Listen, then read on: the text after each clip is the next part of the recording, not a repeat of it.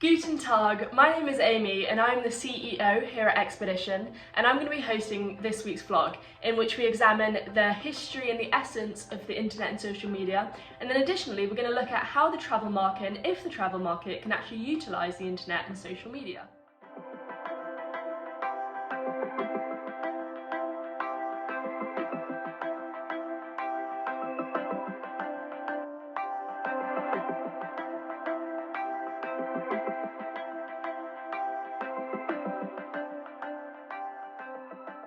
So to get started, I want to firstly define what we mean by the internet and social media. But in order to do this, we're going to have to take a quick look at each of their histories.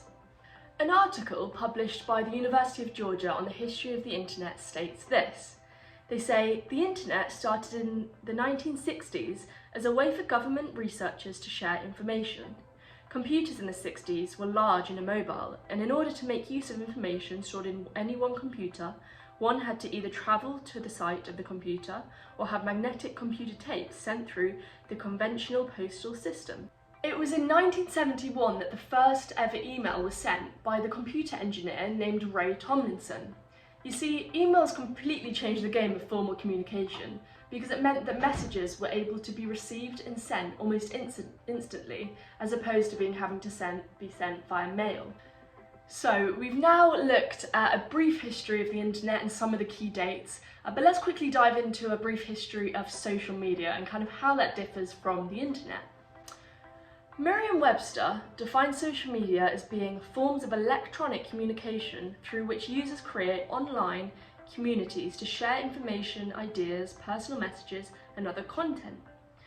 Although the official social media start depends on one's definition, it is widely understood that social media as we know it today had its official beginning in the beginning of the 21st century, when platforms such as MySpace and LinkedIn were launched.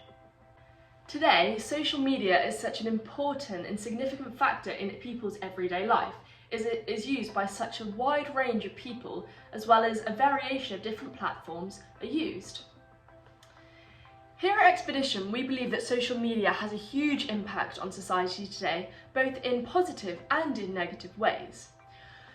The American Psychologist Association claims that social media has the potential to negatively impact our relationships.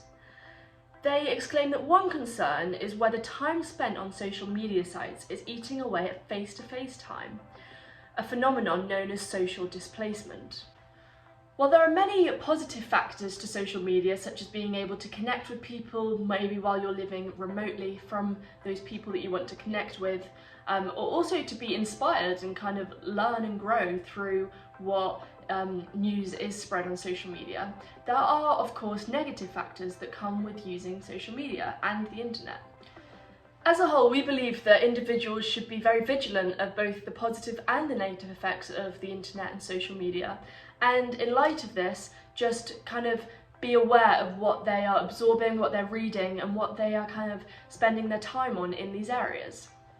So I hope this first half has kind of got you a good grasp of just the simple essence and a bit of the history of the internet and social media. And now let's dive into the second part, where we're going to look at how the travel market can actually utilise, and if it can utilise, the internet and social media. As we dive into this section, I just want to make a statement that at Expedition we do believe that the travel market can extremely utilise the internet and social media. You see, the internet and social media are fantastic tools in regard to marketing and actually much more for the travel market itself. The internet and social media is such a fantastic way that the travel market can reach such a broad and wide range of audiences across the globe. Just like the fact that the internet and social media allows the market of the travel market to be expanded, we would argue that it's actually mostly pros that the travel market experiences from using the internet and social media, and therefore there are not very many cons. One con, however, of using social media and the internet is sometimes that the source is not always reliable. TheWiseTraveller.com, in stating why there are potentially some cons to using social media when planning a trip, says this. They say that it is sometimes hard to know whom to trust. They say with so many travel influencers being paid to promote destinations or hostels, it's getting harder to know which ones you can trust to give an honest review of their trip. Therefore, this just suggests that sometimes sources online, on social media, on the internet are not always that reliable, and therefore for the travel market this can be hard when people are being fed inaccurate material. Despite some potential cons that the internet and social media might potentially have upon the travel market, we still stick by the idea that actually the internet and social media is a fantastic resource for the travel market to use and something that they should really utilise. Primarily, what we believe is because it is just a fantastic means of promotion. You see, the internet and social media is a great way for the travel market to get a message across to a wide audience, and this is why the travel market is really able to and should make use and utilise the internet and social media. Just to conclude, we want to emphasise the significance that we believe the internet and social media has upon the travel market. And as I mentioned, we believe that the travel market should absolutely use and utilise the internet and social media.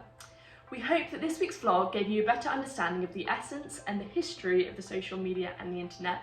And we also hope that you were able to grasp onto and understand why we believe that the travel market is really benefited by using social media and the internet.